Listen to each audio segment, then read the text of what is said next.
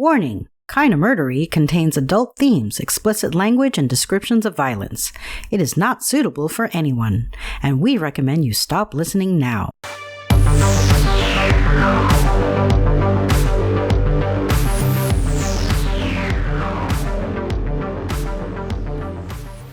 True crime with a dash of the paranormal, the garish, the strange, and the darkly comic.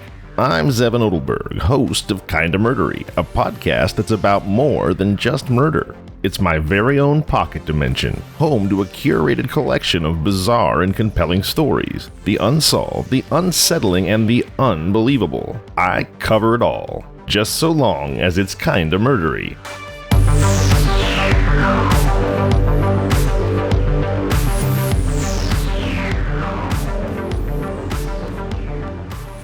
That's right, just like it says in the intro, this is Kinda Murdery. I am Zevon Odelberg, and I am also very happy that you're here.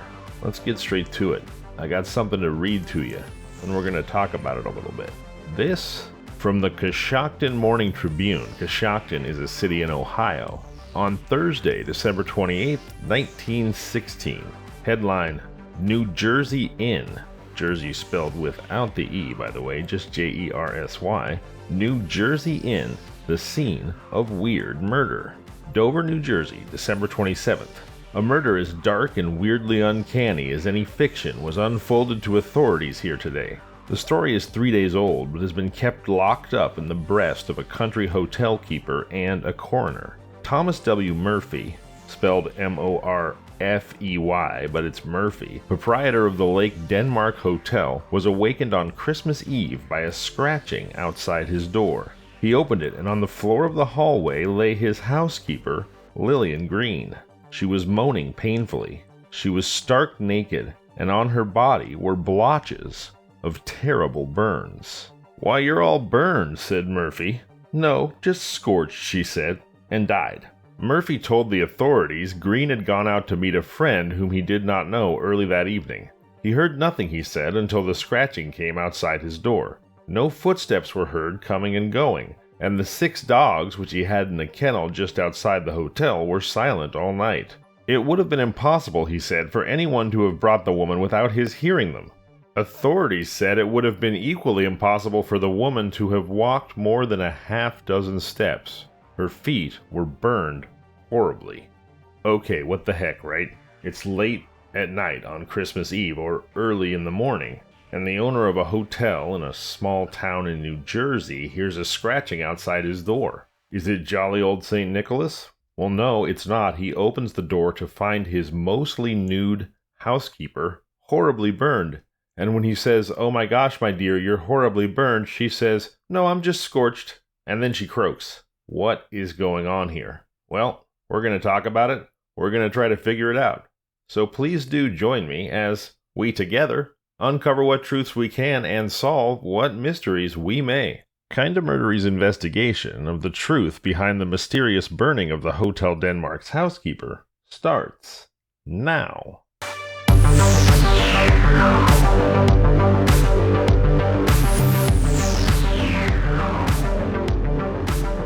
Alright, so it's worth noting here that news reporting in 1916 didn't work quite like it does today, which is mostly to say that it wasn't nearly as instantaneous or homogenized. It may have been equally hyperbolic and outlandish, though. Today I'll be telling you the story of Lillian Green, aka Elsie Green, alternately reported as being either 34 or 46 years of age, the housekeeper at the Hotel Denmark in Dover, New Jersey. And I'll be telling you this story through the lens of just 2 days worth of newspaper articles, either from December 27th or December 28th.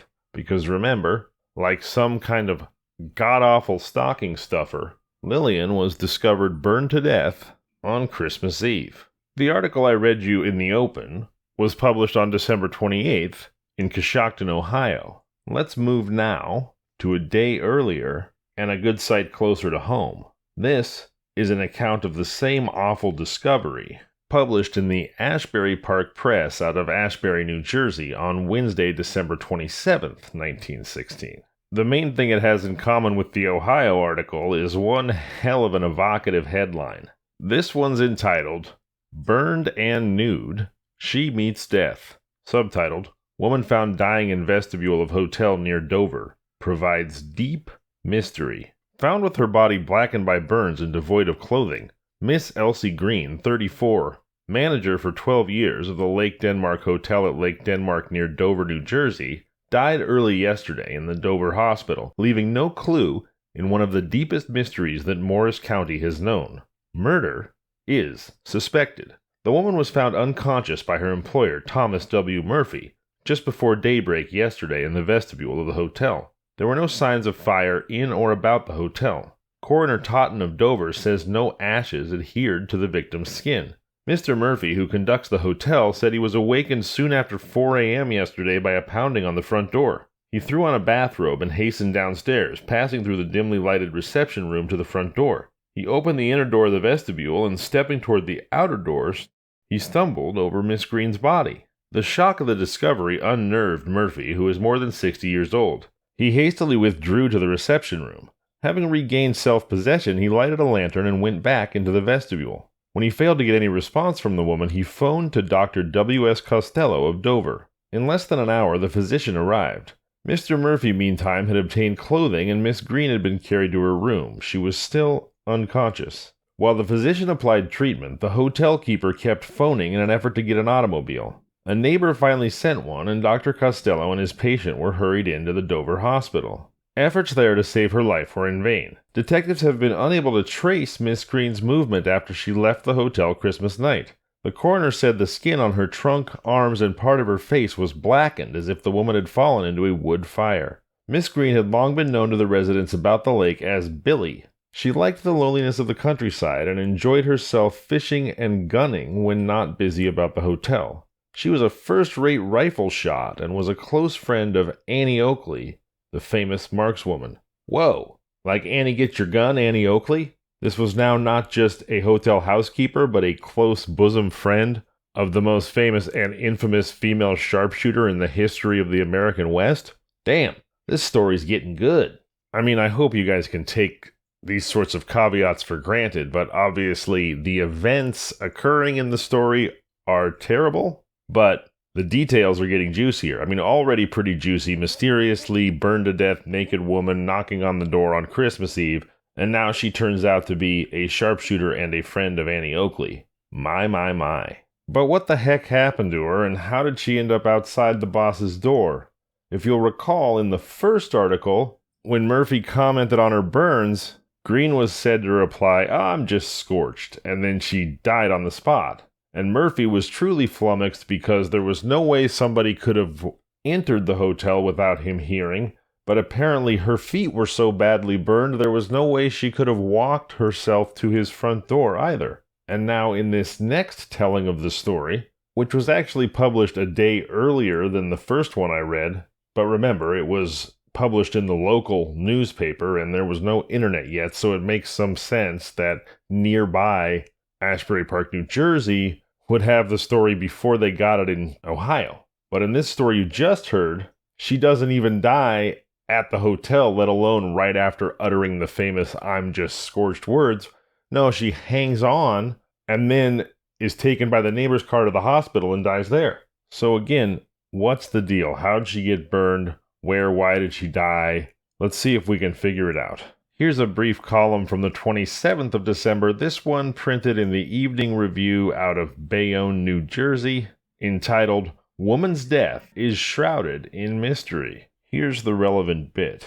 It was alleged that there was no fire at Murphy's Denmark Hotel, that Miss Green had not been there that night, and that her bed had not been slept in. There was a fire, however, at the Hotel Erskine's at Lake Hopatong, about 9 miles from Lake Denmark. I hope I pronounced that right, Lake Hopatong. If anybody lives near Lake Hopatong, or Bayonne or Dover, New Jersey, please do reach out to the show, kindamurdery@gmail.com, @kindamurdery on all social media, or you can call the Kinda Murdery hotline, 888-MURDERY, that's 888-687-3379. feel free to correct me on that pronunciation. So, anyway, back on track. There was no fire at the Hotel Denmark, but there was a fire at the Hotel Erskines at Lake Hopatong, about 9 miles from Lake Denmark, and the authorities are working on the theory that Miss Green may have been burned in that fire and brought by automobile to Murphy's Hotel and there left to be discovered. Okay, so, whoa, I think we're working on a conspiracy of some kind here where she was terribly burned at a different hotel in a different hotel fire and then driven through the freezing winds of a Christmas Eve night back to the Hotel Denmark and dumped on the front steps like a tragically abandoned baby. That's the theory now? All right, well, that is a theory. That is for sure. Now, the Paterson, New Jersey Morning Call on the same day also carried an article entitled Woman's Death Shrouded in Mystery, and also floated this theory that perhaps Lillian Green, aka Elsie, had not been injured at the Denmark, but had received her ultimately fatal burns about 9 miles away in another town at another competing lake resort hotel called the Erskine. The difference here, though, is the Morning Call has a few more details to support this idea than the Bayonne paper did. Let's take a look at what they have to say. This from the Morning Call out of Paterson. The police first thought the case a murder. Investigation later led them to believe that the housekeeper had set her clothing on fire in the hotel and ran out in the snow to extinguish the flames. This theory was shattered by the failure of the police to find any trace of her clothing about the place. Efforts are now being made to link the discovery of the dying woman with a fire probably of incendiary origin, which destroyed the Hotel Erskine near Lake Hopatong on Saturday night. The theory that Miss Green was burned at the Hotel Erskines and brought back to the Lake Denmark is being considered but is entirely on circumstantial evidence. All of the persons in the Hotel Erskines escaped, but none saved their clothing. Okay, wait, are they saying that the fact that she was burned at the Hotel Erskines is supported by the fact that everyone who escaped the Hotel Erskines had all their clothing burned also? So a bunch of naked people came running out of the hotel fire at the Hotel Erskines? Or are they just saying that all her clothes were burned and everybody's clothes were burned at the Hotel Erskines, but everybody else had their clothes on, just not Elsie/Lillian? I'm not sure. What else do they have to support this burned somewhere else and dumped at the Denmark theory? Let's see. It says, this theory that nobody at the Erskines managed to save their clothes just like Lillian Green, Elsie Green, is strengthened by a story told by Murphy. He said that he and Miss Green were alone in the Lake Denmark Hotel on Saturday afternoon. That would have been Christmas Eve. That he, Murphy, had fallen on the ice while skating and went to bed. So 60-year-old hotelier Thomas Murphy was spending a nice Christmas Eve Saturday just skating on the lake. Okay, he must have been quite the hale and hearty fellow. So Murphy falls on the ice. This is the supporting evidence for the idea that she was burned at a different hotel. He'd fallen on the ice while skating, hurt himself, and he went to bed. Shortly after he lay down, he said he heard Miss Green go out, slamming the door behind her. Murphy fell asleep, and in the early hours of Christmas Eve morning, he heard the door open again with a slam. There was a noise as that caused by a falling body and groans. He ran down the stairs and found Miss Green dying. Prosecutor Reed said tonight that he had not obtained any definite clues, but that the investigation of the case would be pressed until some solution to the mystery is found. So this idea of burned at the Hotel Erskine is supported by the fact that after taking his lumps ice skating, Murphy heard from his bedroom Lillian Green's comings and goings. Perhaps there's an assumption here that because she was a hotel housekeeper, that she had friends among the staff at the other hotel that she wanted to spend the holiday with. That certainly sounds plausible. And that she must have left and gone to the Erskine, got caught in the fire. That seems to be what's implied. The only part of this particular chain of circumstantial evidence that I have a hard time buying is that a 60-year-old man in 1916, when 60 was a whole hell of a lot older than it is today, was spending his Christmas Eve ice skating. But maybe I'm just unfamiliar with exactly how hale and hearty the wintertime geriatrics in New Jersey tend to be. So just quickly recapping where we are so far. At first, we had a 46-year-old hotel housekeeper named Lillian Green who was mysteriously burned, showed up on her boss's doorstep naked on Christmas Eve. He said, "My gosh, my dear, you're all burned." She said, "No, I'm just scorched," and she died right in front of him. Then that became a 34-year-old housekeeper named, actually, no, not housekeeper, excuse me, a 34-year-old hotel manager named Elsie Green, who happened to be a great outdoors woman and a sharpshooter and a dear bosom buddy of Annie Oakley. And then in the next iteration, we're back to Lillian. She's older again. She's a housekeeper again. And this time, she received fatal injuries off the premises, and then her body was brought back to the Hotel Denmark and dumped. Nobody much seems to suspect Mr. Murphy. Honestly, I don't even suspect Mr. Murphy. He's been too busy working on his triple sow cow, apparently. So let's see if we can get to the bottom of this, shall we?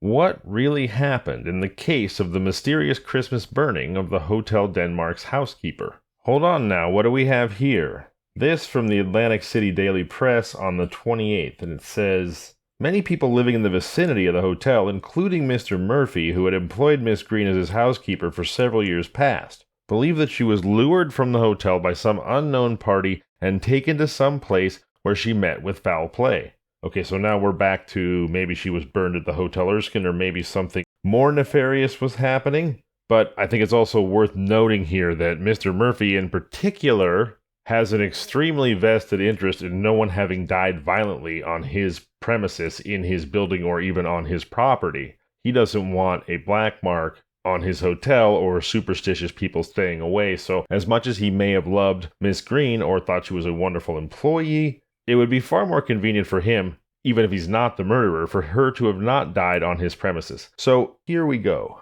It says they believe she was lured from the hotel by some unknown party and taken to some place where she met with foul play. This opinion is strengthened by the fact that the majority of Miss Green's personal effects, including a bag which Murphy alleges to have contained $100, are missing. Oh, the plot thickens. By the way, $100 in 1916 was almost $2,800, almost $3,000 today, so not an insignificant amount of money for a housekeeper to be carrying around with her. It also says here that apparently Miss Green had told several persons who were guests of the hotel that she had received an invitation from a brother who resided in Newark to spend the holidays in that city. But so far, no trace of her brother has been found. What? She was murdered by her brother for the $100? Then her clothes were burned off her and he drove her back to her place of employment and dumped her body there on Christmas Eve? Is that what they're saying? Goodness gracious. It seems to me that all the reporters on this case are just banking on the basic assumption that no one who reads their article has read anything else about the case up to that point. And something that's pretty remarkable about that particular assumption is, as I mentioned at the top of today's episode, every article that I'm sharing with you was published on one of 2 days, either December 27th or December 28th. So these wild swings in opinion, or rapid development or rolling back of theories and evidence, were all occurring within 24 to 48 hours of each other. I don't know about you, but I feel like I'm about ready for the definitive version of this story. Now, I'm not saying necessarily it's the truth, but the narrative that the authorities ultimately land upon. And for that, I'm going to return to the Paterson, New Jersey morning call on Thursday, December 28th, 1916, and the headline, "Miss Green died, accidental death. Clothing took fire from lighted candle in her bedroom, street clothes found, shoes and other apparel were in hallway. Woman was preparing for bed when the accident occurred. No evidence of foul play was discovered in the investigation. While it is still uncertain how Miss Green's clothing became ignited, there was found unmistakable evidence that she was in the corridor on the second floor of the hotel when the accident occurred. Here, the county officials found the baseboard along the side of the corridor was blistered by flames, and small particles of burned clothing carried by the flames were found on the side walls and ceiling in both the hall and the bathroom. Detective Brennan also gathered an envelope full of charred fragments of clothing from the floor and the walls. No large pieces of Miss Green's clothing, however, were found that had been in contact with the flames. The prosecutor and detective questioned Mr. Murphy for more than an hour, going over every part of the inside of the house and inspecting the various buildings on the premises. After going over the ground thoroughly, the officials came to the conclusion that Miss Green was preparing for bed and had passed too closely to a candle set upon the floor, that her nightdress had ignited, and that her cries and attempt to put the fire out is what awakened Mr. Murphy. It is thought that Miss Green may have inhaled some of the smoke and the flames because she apparently asked Murphy for water before she died and drank 6 glasses in a row and then expired. Lillian Green's burial took place today, Thursday, December 28th, at Ridgely Park, Pennsylvania, where her father was buried. Besides her brother in Newark, Miss Green is survived by her mother and another brother, William Green, of Pittsburgh. So perhaps, and if you want an apology, you can have one from me, the actual outcome of this story is certainly anticlimactic, but I had a heck of a good time, I should say, gumshoeing my way through it, because it started so absolutely salaciously. And really what I did today is I just gave you guys the play-by-play experience of investigating this story through primary document, primary source newspaper articles, and uncovering the truth, or at least the truth that the officials were satisfied with, the official narrative, which is caught her dress on fire with a candle trying to read in her bedroom, burned herself up so bad that she died, tragically. And that was really all there was to it, they decided.